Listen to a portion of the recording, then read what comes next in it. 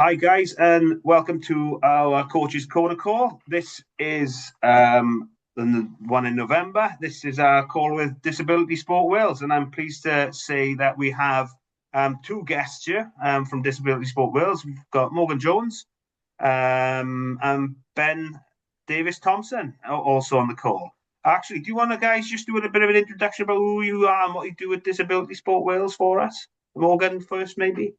Yeah, super. Thanks, Mark. Hi, everyone. My name is Morgan, and I work in the performance development team at DSW. So, lots of work with supporting people along their pathway in competitive sports. As you can imagine now, an especially busy time for us with the Commonwealth Games approaching next year. Awesome. And yourself, Ben? Thanks. Yeah, I work within education and training. So really, in the past year, we've worked with a few national governing bodies just to try and add some inclusion elements to what they do in their coaching.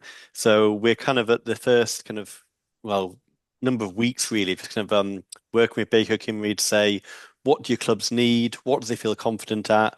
What in our offer can we tailor more towards you? So yeah, very much great to be here to get a little bit of more of a feel for that. Yeah, fantastic. So, yeah, literally, we're going to get straight into it. I think, Morgan, you've got something to present, some slides. I'm going to hand over to you, and then we'll have some questions then, guys, if anyone wants to ask anything. Thank you. Lovely. Thank you, Mark.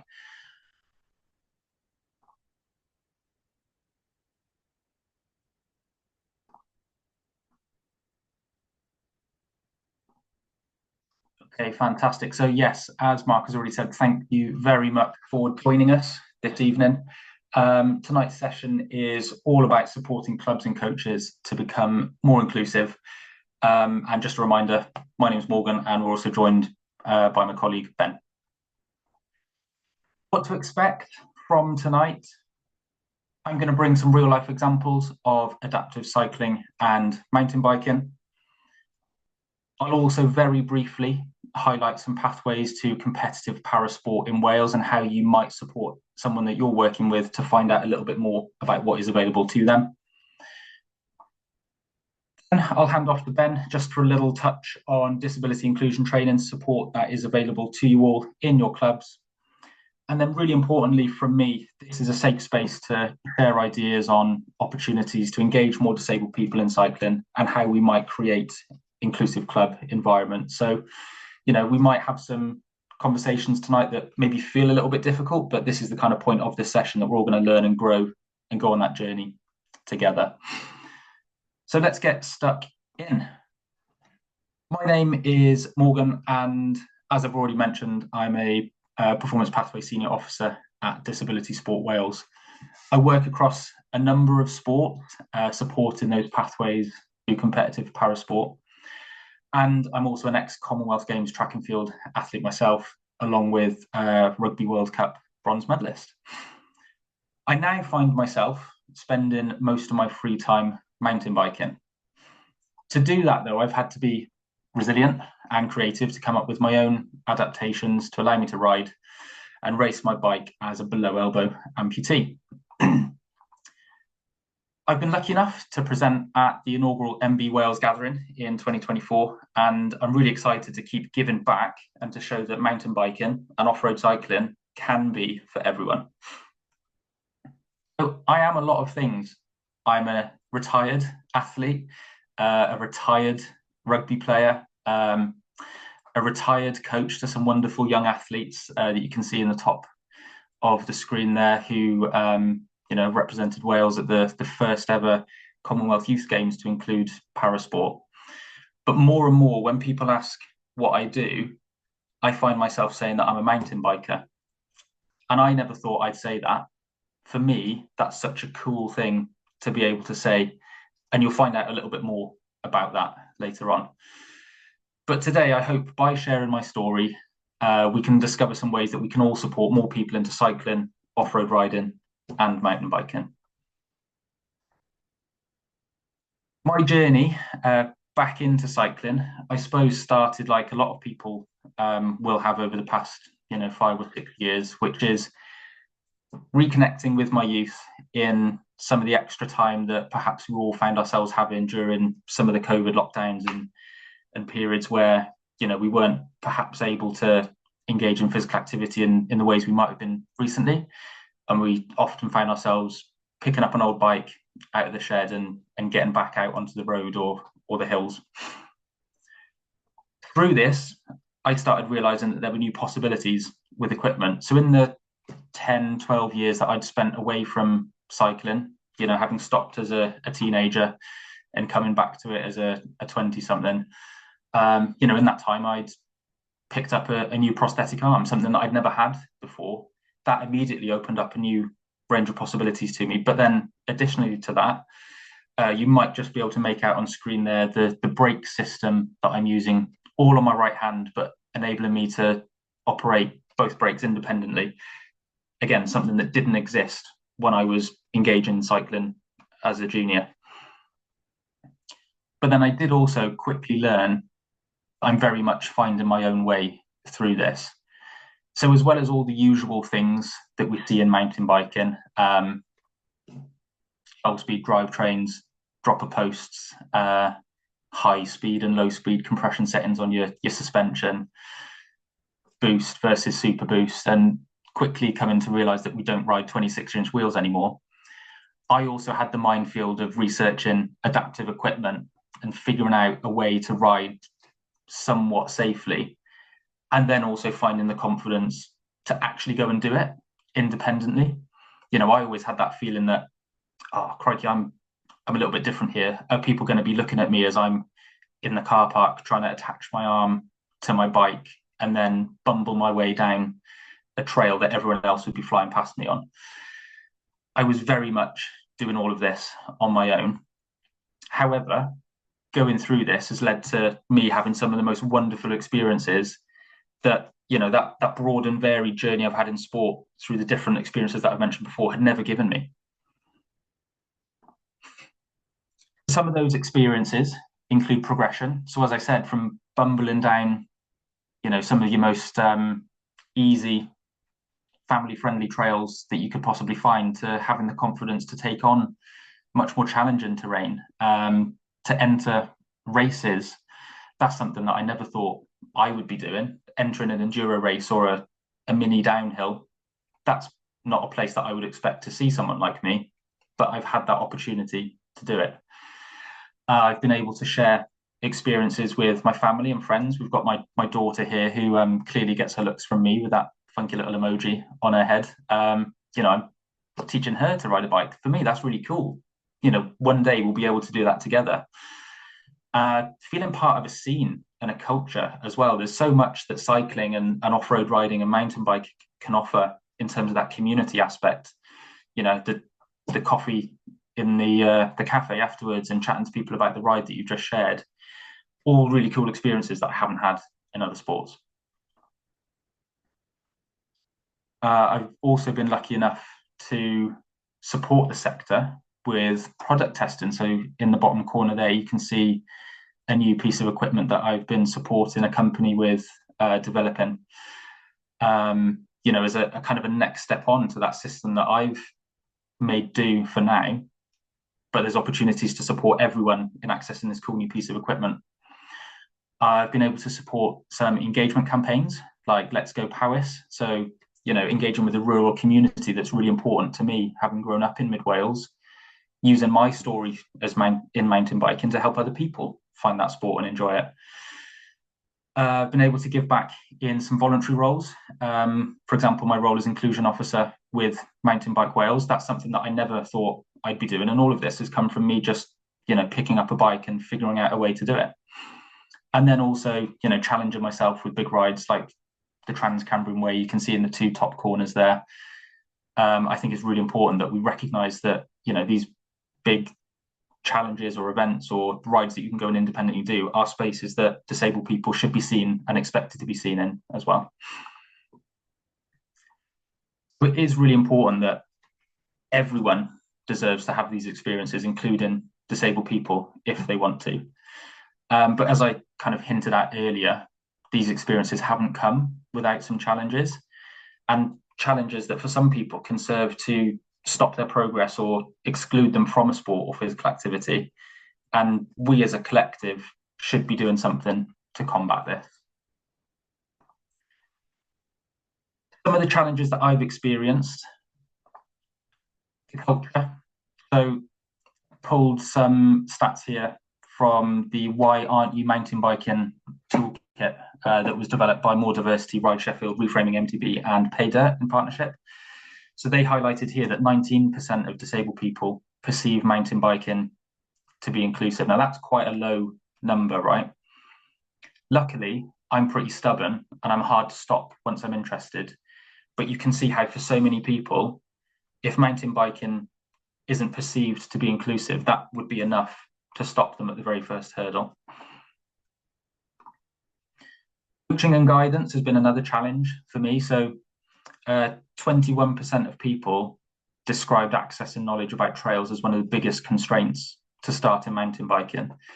Now, imagine the compounding intersectionality of being a new rider and having a disability. Now, all of a sudden, that is going to feel like quite a daunting task, accessing that information, finding, who could perhaps show me around these trails, who could be a good guide or coach to work with. How do I just go out and ride with my friends or on my own? Is suddenly quite a task to find out that information. And then, of course, the big one, equipment. So it's only until very recently that we're starting to see adaptive mountain bike equipment on the market, but it is, of course, expensive. So it only takes a few moments to look up the price of a bowhead bike or something similar, or the brakes that I'm using. My only option for brakes are your higher end components. And it's absolutely fine for cycling to be expensive if you want it to be, if you want to spend the money on those parts, on those bits of equipment. But for me, that is the barrier to entry. I have to get that piece of equipment. Otherwise, I can only ride using our back brake. And then that's a totally different challenge. That's, potentially becomes unsafe to participate in.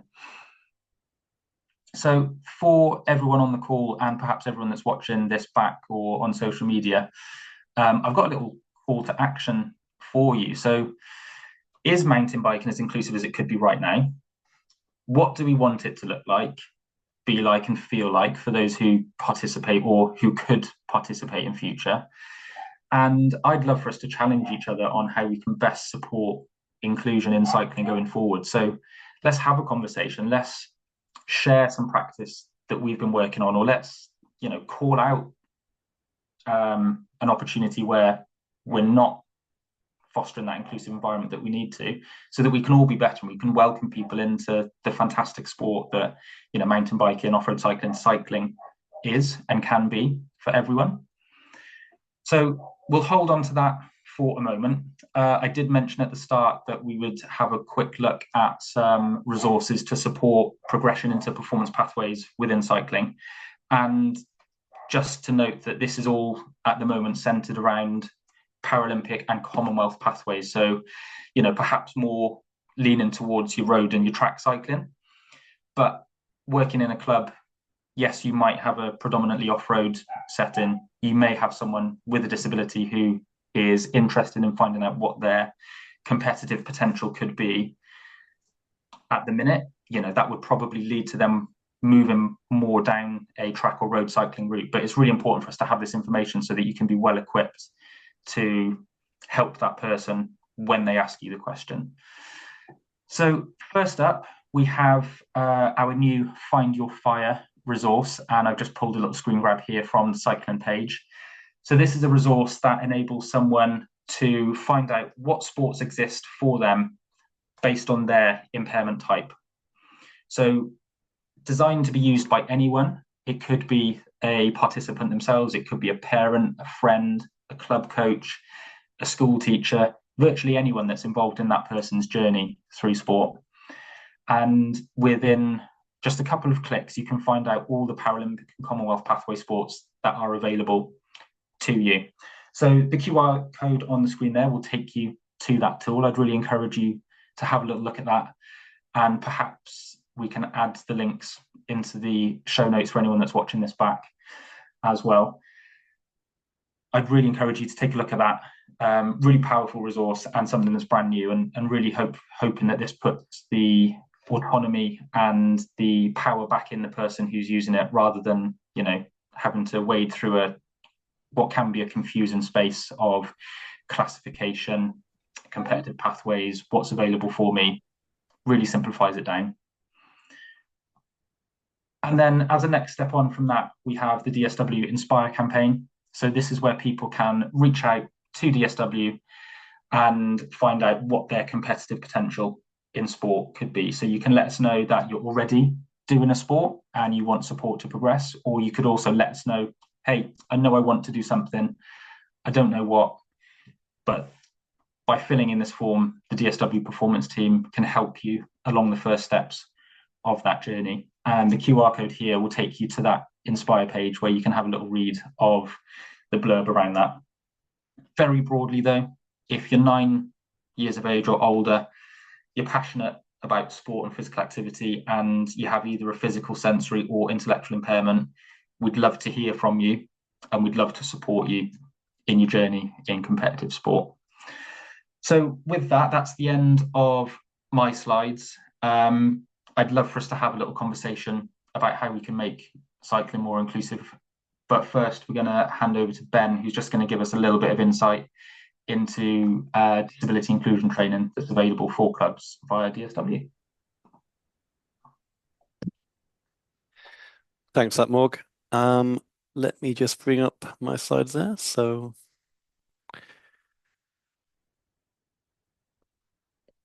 right, so just to kind of reiterate, I'm the Education and Training Officer with Disability Sport Wales.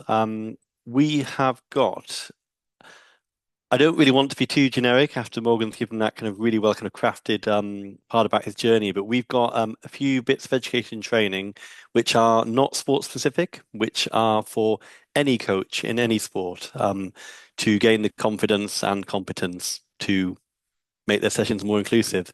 And we do find that a lot of the time it's about confidence. As Disability Sport Wales, we are not the experts in cycling. Morgan has that kind of shared kind of passion in both, so he's got that knowledge there. But you as practitioners, you often know exactly how to be inclusive, and it's sometimes just that little bit of knowledge, or that kind of knowledge of some kit, or a little bit of confidence of how it's been done in the club elsewhere, that can really unlock things.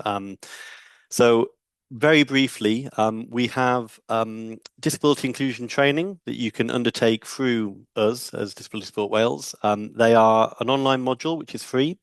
That is 1 hour.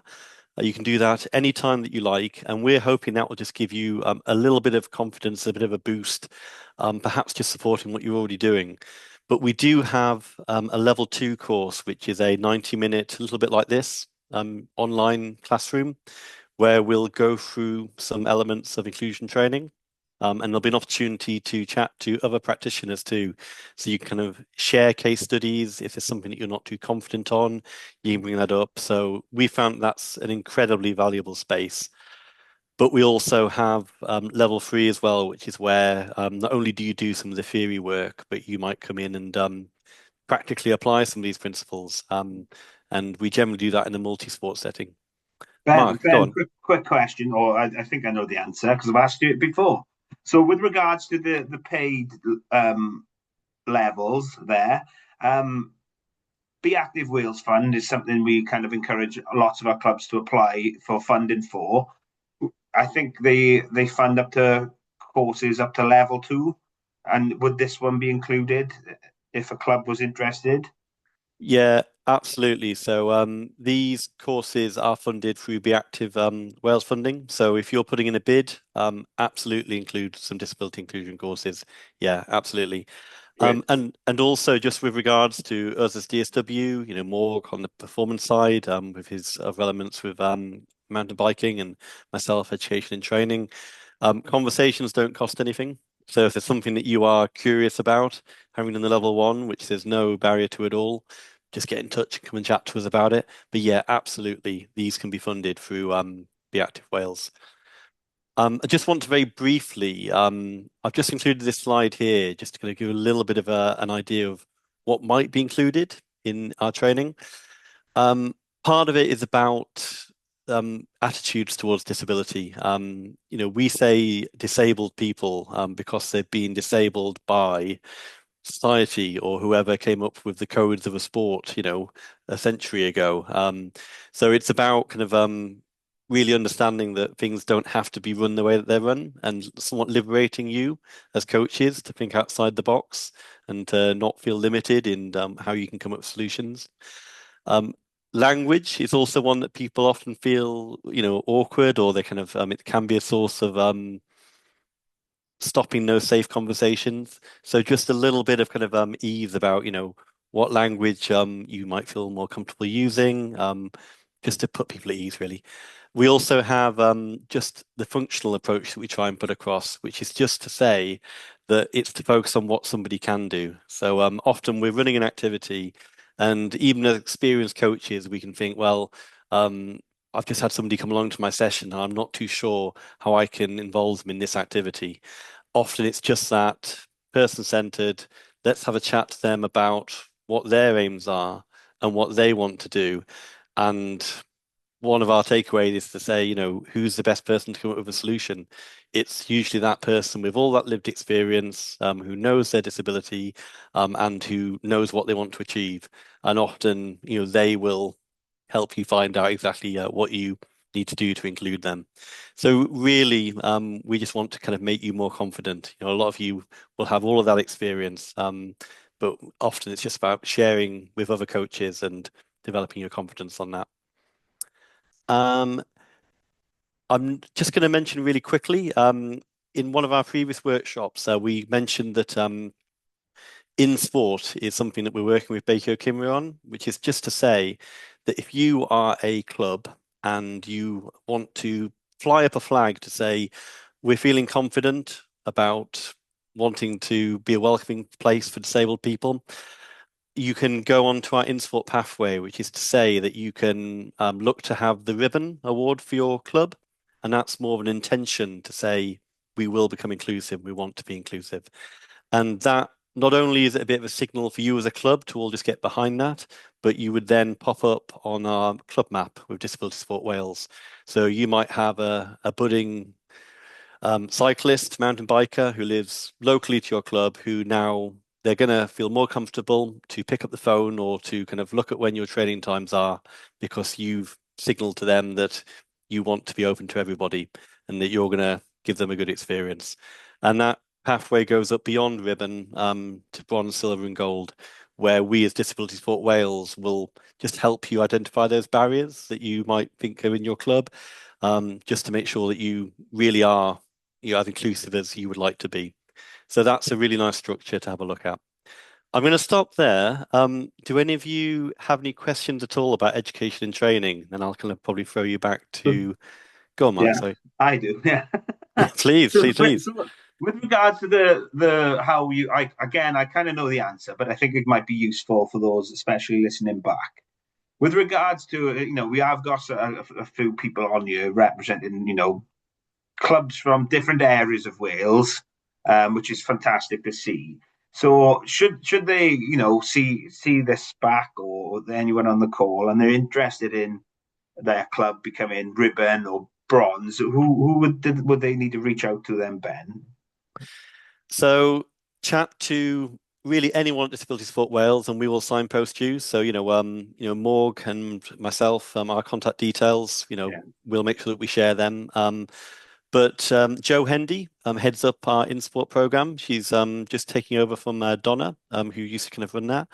And so anyone on the team will start to push you forward. And depending on where in Wales you will have a case officer that will be your local Disability Sport Wales officer. So by starting that journey, you kind of get connected with a person who's kind of linked to your community. But yeah, please just reach out. And it isn't a process where you have to fill in something. It's just starting that conversation. And we're just here to try and support you at your pace to, become more inclusive. So please do, whenever you've got capacity, make a start on that. We'd love to hear from you. And I think I guess it's not the case that club, I think I'm gonna put it out there now.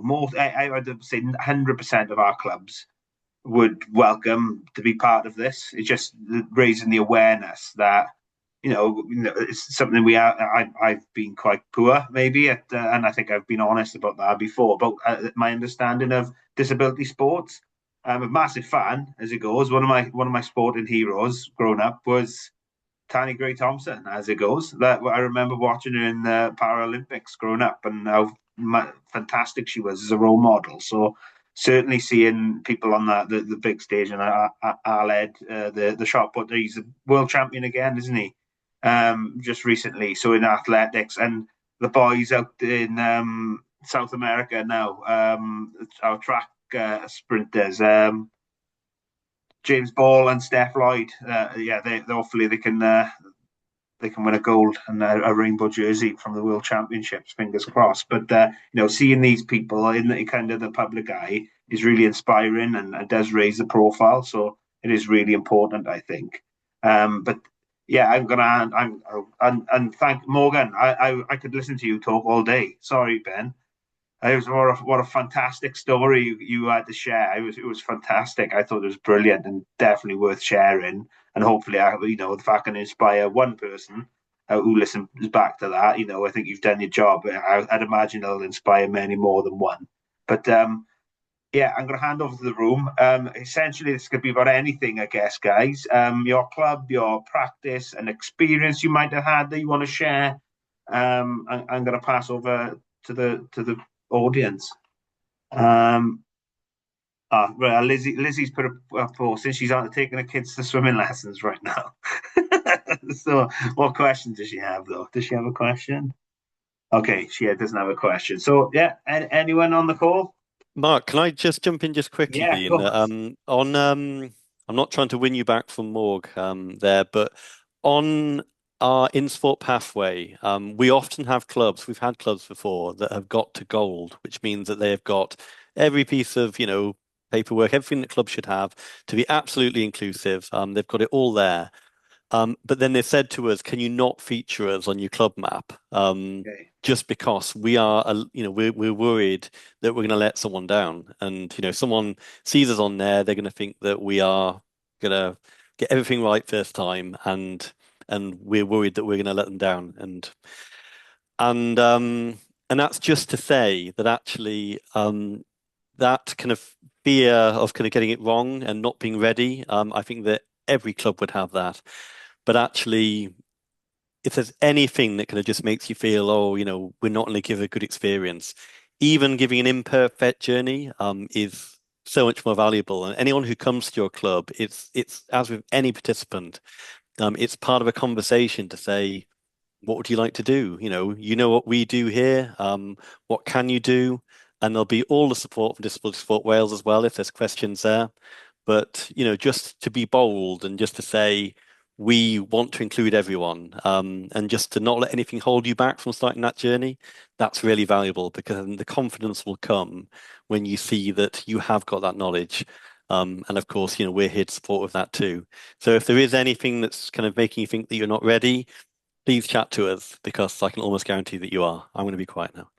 Yeah, cool. Okay, I've got some questions, but I want to give everyone the opportunity to ask first. So, anyone want to go first in the room? So Matthew's unmuted, so I'm assuming Matthew. Do you want to just introduce yourself, who you are, and then your question? Yeah, sure. Matthew Rowlands, and I help run Llanvi BMX Racing Club, which is in Maesteg, Bridgend. Um, the, basically, we've spoken about how we would, help people access BMX racing, and we struggle basically in terms of how anyone would get on the track, essentially. We've spoken about, the potential to maybe get trikes and quad sort of bikes as they do in mountain biking, and how they could be accessed at our track, but then to get on the track, or how we'd offer opportunities for young and old who got a disability to get involved in the club, really. And yeah, I think in comparison to some of the other cycle sports, I think we're a little, was a little more difficult maybe. I don't know. What is So, there so anything? you kind of missed Morgan's presentation at the start, Matthew. I know you sent your Yeah, apologies sorry. for coming on late, but I tell you while you're what's going to happen, Morgan. You're going to come up to Llinvi BMX Racing Club and you're going to show us your smooth skills on your mountain bike. How's about that? Give me a date and a time, and I'm Date there. and a time. Yeah, Yeah, yeah. cool. Okay. So I guess just on that, Matt, you're quite right to be considering the use of three-wheeled or four-wheeled bikes, but there's so many different types of bikes that someone with an impairment might ride. I ride an upright two-wheeled mountain bike. Yeah. I'm trying everything I can possibly do to not say normal mountain bike because that's what you'd almost default to. But yeah, it's a two-wheeled mountain bike with a couple of adaptations to the handlebars and the controls and the way my prosthetic interfaces with that handlebar. But actually, there'd be nothing to say that I couldn't chuck that on a BMX and ride, and there'd be so many people out there who could totally do the same thing. Yeah. But I love your thinking, and you would be the exact type of person that I would have wanted at the start of my journey, someone to figure it out with and get it wrong with, and then learn to get it right. So I think it's wicked that you're thinking about this already. But yeah, there's so many ways that we could get people on a BMX track for sure. Yeah, and just basically like what Ben was mentioning, we're thinking we want to get it right first time, but at the same time, it's like just open. We do want to just come along and see what we can do. What is there? Because obviously, every person that comes, you might accommodate for one type of, sort of provision, and then somebody comes with something else, and you're like, right, how would we adapt for that, perhaps? So I think it's going to be a bit of a process. There's a local group in my state called Special Families, and they've got, they work with young people that have got all different, sort of difficulties, disabilities, learning disability, various types. And it's like, how could we get them involved in the club? How could we we've got basically a community cycle route that runs outside of the track but goes all the way down the valley, and it's reasonably flat, but obviously it has got inclines and declines and what have you, and twists and turns, so to speak. But we were thinking, maybe is that something that we would sort of start off with, utilizing that more, and then see how we could get people on the track. I don't know, but it'd be great if you could come up, either of you could come up and sort of have a look at what we got and what we could do and how we would do it. That'd be amazing. Yeah, nice one. That sounds great, and yeah, genuinely would be really happy to pop along. Yeah, great. and look, I'm just gonna add to it. I'm actually also part of Llinvi BMX Racing Club. I'll hold my hand up. So definitely, what we and me and Matthew do some of the coaching there, and certainly what we do come across is like those with intellectual disabilities. Definitely, not necessarily. People don't come along and say, "Oh, my child has this or that or the other," but there's certainly elements of autism, there's young and things, and I think we do a good job of in making it inclusive and actually including them in our ongoing session. So I think that's an important part. You don't have to exclude people and set up something completely different.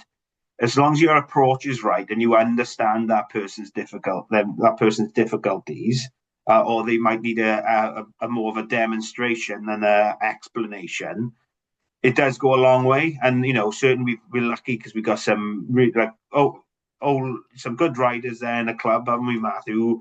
Right, this is what I want you to do. Watch this person, watch that person do this, and so that's certainly those with autism certainly will react differently to like a visual demonstration than me trying to tell them what to do. But I'm no expert at the same time. But I've just had years of experience working with in swimming lessons and things as well. But is that, am I going along the right tracks here, guys? I think. I mean, Mark, to me, it sounds like what you're describing is person-centered coaching. Yeah. Being able to flex your coaching style to meet the needs of the group that you're working with, and then also the individuals within that group, rather than having this is my coaching style and I will not deviate from it. everything you've described there is, being able to flex a little bit to give a different type of instruction. It might be a demonstration, it might be verbal, it could be through feel, on the bike, like what does this feel like to perform this skill or this technique? So yeah, 100%. I'd really encourage everyone here to experiment with different coaching styles, even if it's with the same group that you always work with, because then, over time that group's going to change. You're going to have people come in and come out who might actually need a different coaching style. So yeah, if you've got a group that you feel comfortable with, why not take the opportunity to experiment with different styles of coaching, knowing that that's going to help you in the future? Yeah, awesome.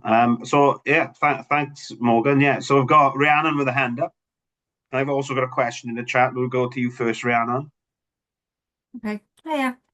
So I'm in West Wales and we have quite sporadic clubs. We've got a few clubs around with a very good, like, little base, but what's the first steps for our clubs to get them to start looking to bring more disability riders to the sport? Because it's something like anyone that's like fully able is easy enough, isn't it? That you just rock up and you go. But I think that it's to try and get awareness that these clubs that we've got spread out all over West Wales could have the potential there to become a disability positive club as well. But how would we go about doing that when it's quite difficult with our regions and spread out and all of that? And then I have another follow-up question of how do we attract the riders? How do we attract children to come? I'm going to jump in, but I'm going to ask Morg to follow me. But I just want to kind of play off what Lizzie's posted in the chat, which is to say that, I think that part of the issue is that if people have come to your session, I mean that's almost problem solved, and that that's great. They've found you. You can chat to them. You can do that person-centered coaching. I think that a big barrier is the confidence.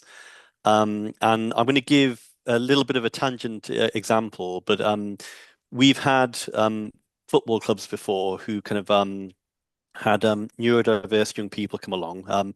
And in this example, there was a young man came along to 6 weeks of football a session. And the coach at the football club kind of apologized to the parents 6 weeks in to say, look, I feel like we've kind of failed, your child a bit, because you know what, we've done 6 weeks, but actually, we haven't been able to integrate him. He's kind of playing with a football just at the side. He's not on the pitch. He's not, involved in that. And the parents kind of returned and said, are you joking that him coming along to a session like this is such a huge thing? We wouldn't have been able to get him through the door. And the fact that he's playing a little bit of football and he's willing to be kind of, near that group, success is, you've got to kind of find out what that young person needs. So I think and what they want. I think it's so easy to kind of almost be worried that you have to get it right first time, or that everyone has to go to the highest form of a sport, when actually, not even completely aside from disability, not everybody wants to do the very top level of a sport.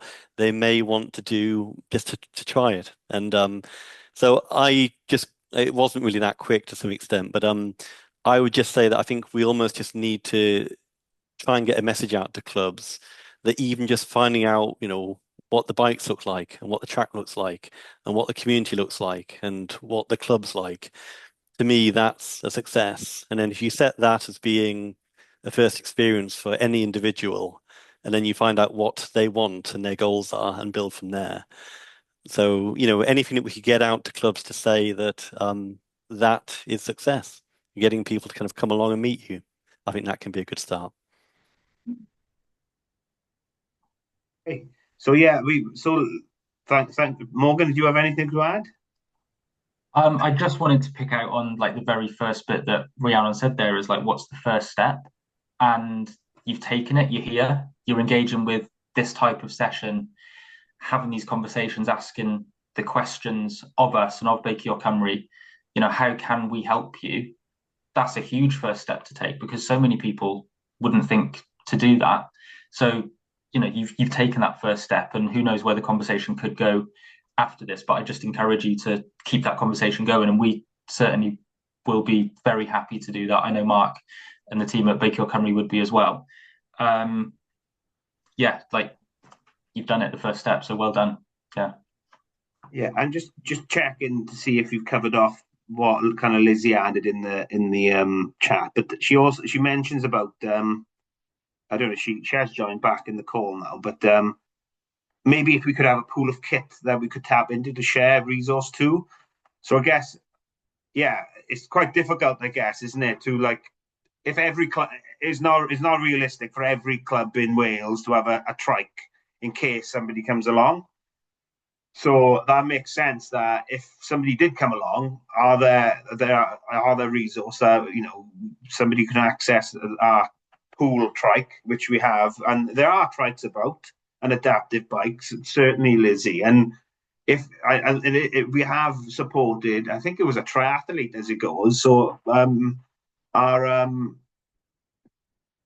my colleague Fionn, she actually supported a triathlon club in getting access to a tandem bike, and they did some sessions. So they had a pilot and a triathlete on a tandem bike, and they used it at Maindy, and they did a bit of training there. And I think they did actually take part in the triathlon on the borrowed bike. So, I guess it takes for those people to reach out to us. You are in Neath, Lizzie. I could see the leisure centre in the background. That's amazing.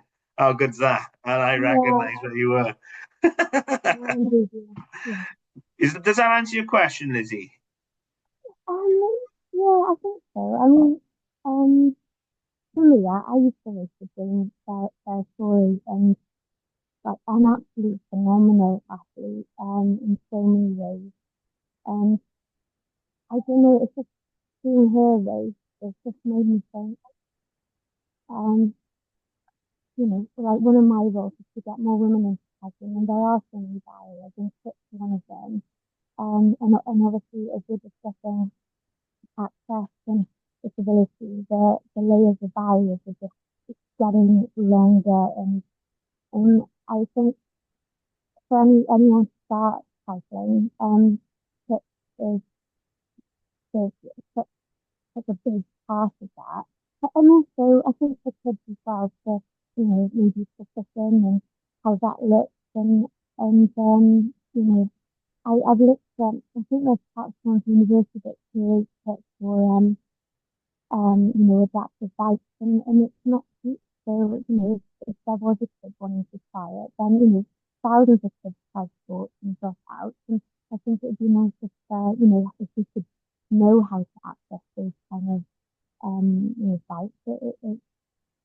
It might be nice, but I think to share that kind of, those resources would be helpful, I should imagine.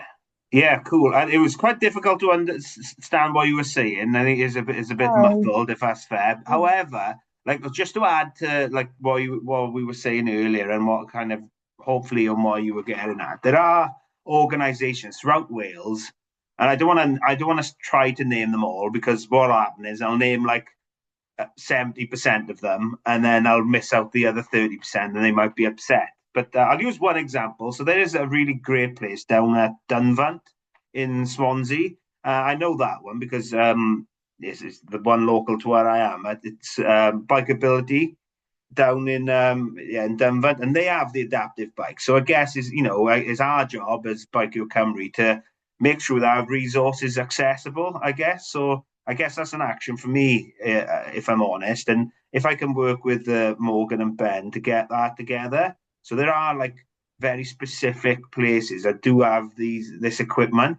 So it's just signposting there. So Rhiannon's put a link in there, and I'm aware of the group in Aberystwyth as well.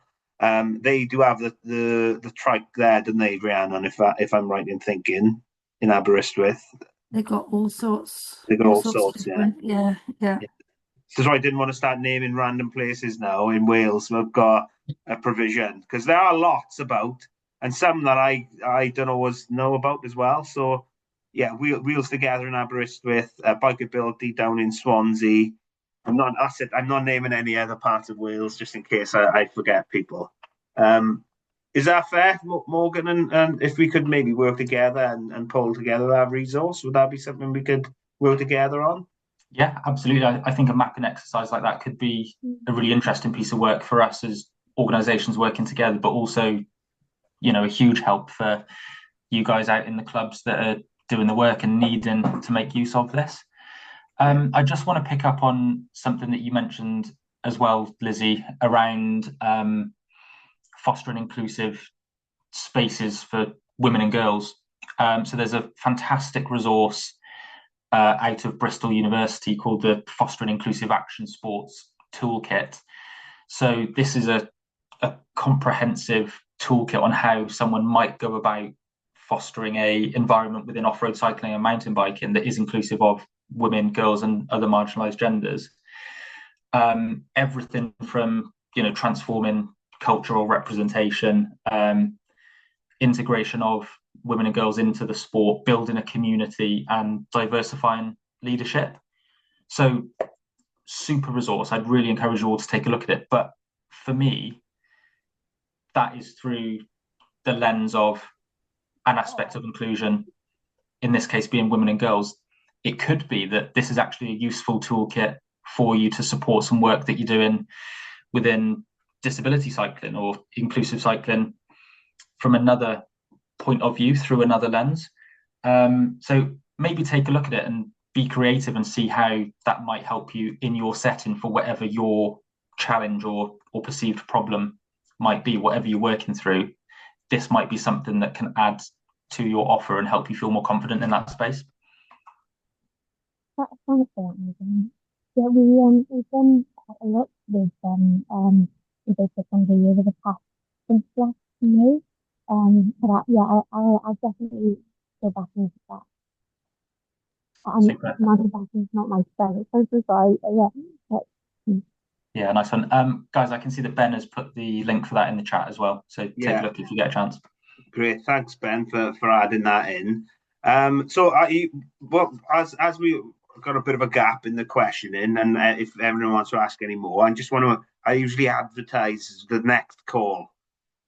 So we do have another call. It might be a good one for you, Matthew, to maybe attend. So on the 10th of November, at 7 o'clock, so in a month's time from today's date, we have an online call with about introducing sprint training into your cycling.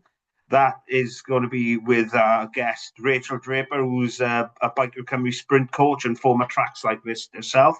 So that could be, certainly in the BMX discipline, sprinting and power and that acceleration is a really important part. But coaches, how you could implement that in your sessions.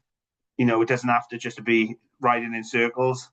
That you can add different parts of cycling. I'm upset in the sprinters now as well. DG, I can't win here, but I think that would be really a really big insight and an opportunity to kind of speak to an expert like we are tonight, this evening. Back in the room.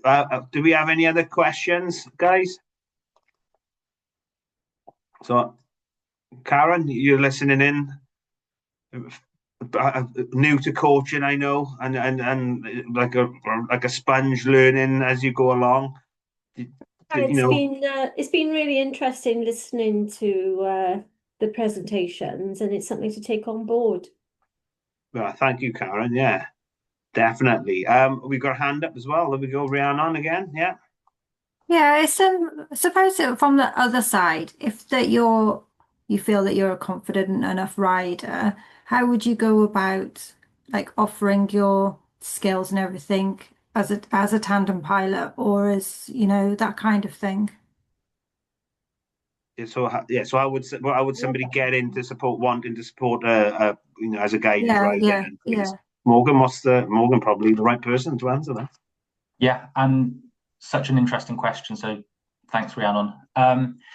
So I guess the first port of call would either be speaking to the club that you might already be part of, or I'd really encourage anyone who does want to get involved in paracycling in that way to reach out to me and the performance development team at DSW. It might be that the easiest way to do that is through the Inspire form. we have a section in there that you can just tell us what your background and your ambitions within sport are. So it would be absolutely fine for someone who wants to be a pilot or maybe already is piloting to use it in that way, because we'd love to support you on that journey to achieve your potential in parasport as perhaps a non-disabled athlete. What a fantastic way to be involved in the sport. And yeah, really interesting question. Thank you. Yeah. So my question with regards to that. So obviously I mentioned Steph Lloyd earlier, who is actually lives down the road from you, Rhiannon, in Ceredigion, as it goes. That's right. It's not far. Is he Newquay? Is he? I think he's Newquay. Is he Newquay? No, he's Talgarreg. Talgarreg. There we are. Geography. I know he lives down that way. I've spoken to him before. So obviously he's a very good athlete in his own right, the able-bodied athlete. And I think, he probably has aspirations to compete on his own individually. But he is also a pilot for James, who's visually impaired athlete. Does that, so if, for example, somebody like myself then, who, I love riding a bike, and I'm never going to be as good as Steph Lloyd, and I'm never going to be like me and James Ball would never win a gold medal together, because I would let the team down. However, there might be other athletes, who just want to take part and do para sports, and it doesn't have to be cycling specifically. What is there a space for people like myself who, I do a bit of cycling, I'm interested in cycling, and maybe one day I would like to help a visually impaired athlete to compete in a race? Is that the same process, Morgan? Yeah, I think given the space that we're working in, it would make sense for people to contact us in exactly the same way. Reach out to the performance development team, perhaps use the Inspire form, because actually, Mark, as much as you've mentioned that you wouldn't be able to work with James Ball, you might be able to work with someone like James Ball early in their journey, but you might find that they quickly outgrow you as a pilot and they need someone like Steph with maybe a bit more horsepower to help them. So, what an amazing thing for someone to be able to say, I helped that person on their journey to win a gold medal, or I've helped that person and continue to help that person to participate in our local club meets. Right, with you. Local club ride, coffee shop ride, pub ride, whatever it is, there's still a space in the sport for that type of person and someone that wants that out of it as well. Yeah, cool. Yeah, and also obviously what we neglect to sometimes think about is like, that virtual space as well. So I do a lot of Zwifting. I'm not very good again, but it's a fantastic, really inclusive space. And is that something you do, Morgan, yourself? You was Zwifter in the winter? I'm not. I guess being a mountain biker, I'm not scared of the wet and the mud. It almost makes it more fun. Yeah. Okay, but certainly that's a really positive. There are other apps available. I better be careful, but that online space is like really inclusive as well. It's for certain disabilities, definitely, isn't it? 100%. I must admit, it's not a space I know a huge amount about, but by its very nature, being something that you can do in your home without having to go out to a club where maybe you can't access the facility, could be a really, powerful way into the sport, and maybe something that would then dovetail quite nicely with your actual dynamic training that you might be doing as well. Yeah, fantastic. And then lots of clubs do these online sessions, or they do online roller sessions, Zwift meets and things. So again, that could be a place that somebody could definitely take part in, and it could range from lots of different impairments, couldn't it? Just quickly jumping on to what Rhiannon said earlier on, that that first step that a club might do, maybe part of it is to say, promote their online community, and encourage someone to join their Facebook group or to join their WhatsApp group, or let people know that they do Zwifting and things. So that could be an amazing engagement tool, just to kind of say that it's so much more than having to come along to a session as a first step, which can be really intimidating. So fantastic. Great. Any other questions in the room, guys? No? Yeah, Lizzie, go on. Sorry, I just wrote it in, but Yeah, I feel like we should keep coming back to this, to be honest. I find this really useful listening, and I enjoy listening to everybody. But how can you make this more effective in terms of not just this one-off conversation, but can we keep these conversations going? Like, maybe come back to it in 2 months, 6 months regularly. I was thinking, we've got the road commission and like, the cyclocross, we've got these different topics of cycling, and then in terms, and we've got the remedial um uh community of practice. Like, how can we find kind of leaders in this area to really make it grow? I don't know. I do know. Does this make sense?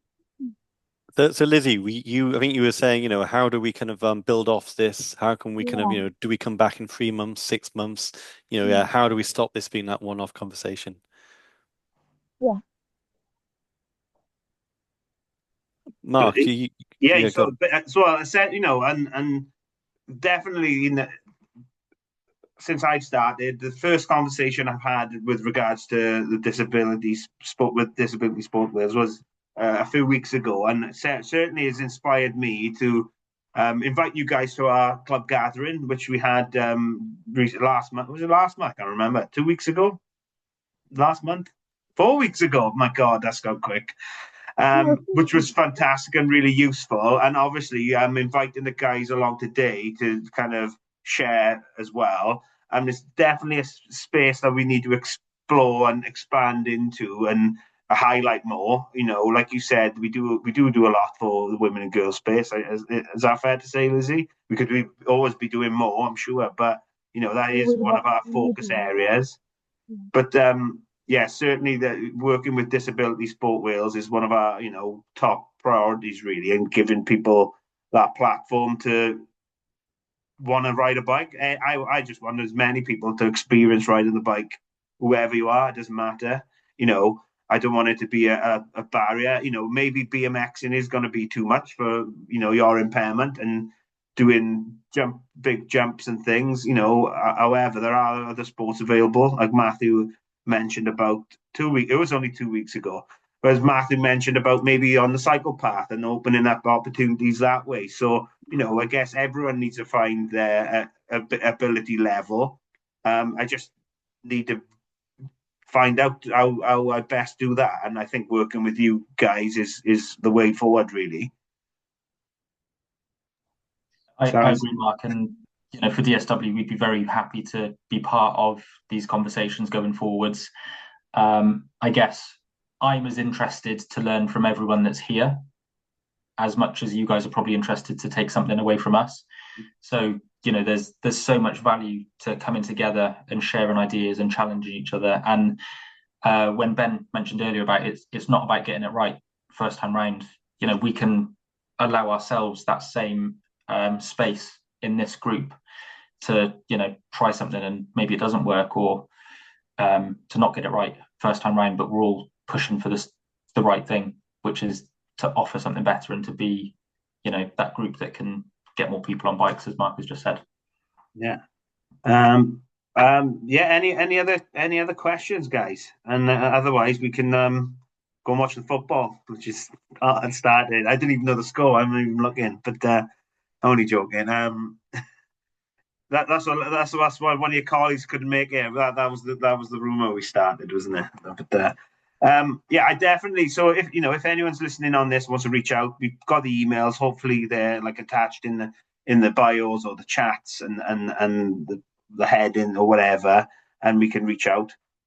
By all means, reach out to myself. People will have my email as well, hopefully, or anyone at Bike Your Camry. Please reach out to us. Lots of you, who I know are in like WhatsApp groups, have my number. Text me, ask me a question. I can then get in touch with Morgan and Ben as well. I think we'll take your offer, Morgan, for coming up to the BMX track. You'll be fine to ride your mountain bike, but we do have obviously BMX specific bikes that you could try. I don't know. I don't know how would it connect to like a regular bike handle? Would you know? We'll figure it out together. Yeah, it'd be class. So that would be really good for you to come and maybe just for other people to see and maybe be inspired, like you came along.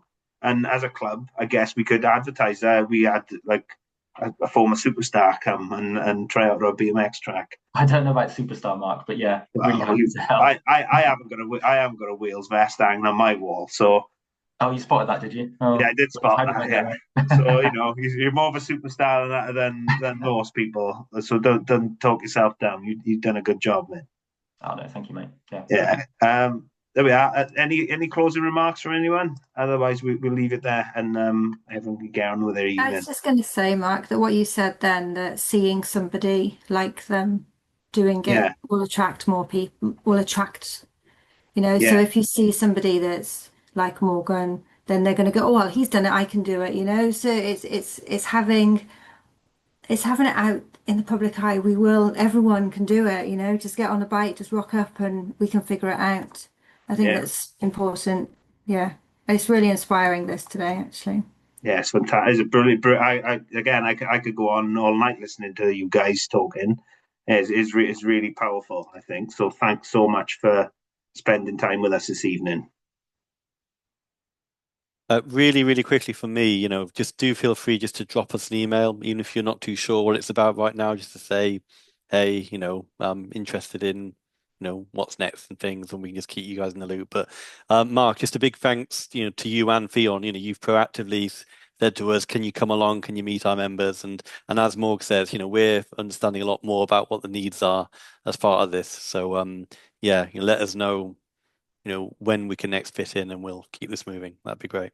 Yeah, great. That's fantastic. We've definitely got some plans for 2026 that I want to invite you along to some kind of in-person days. So I'll keep you involved and up to date with them. But yeah, other than that, we'll make a move. Everyone get on with their evening. So thank you. We're gonna stop the recording now. Oh. Thank you, everyone.